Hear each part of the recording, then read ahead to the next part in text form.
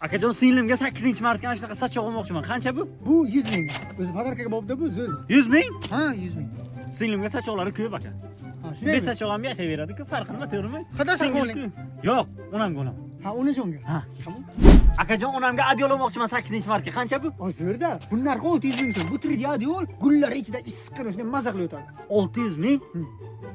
Akajon, onaga sovg'a kerakmi? Onaga farzandni baxtli yurganni o'zi bir sovg'a emasmi?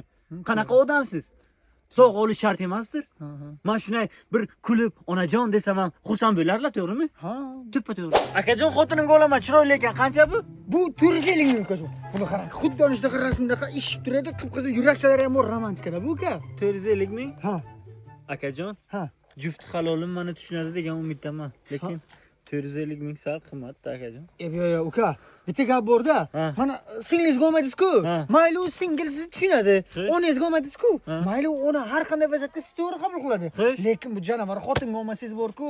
Sizga kun bermaydi u. 8-marta olib boring, buni bering. Shunaymi? Ha, bitta gap bor-ku. Ha. It vafo, xotin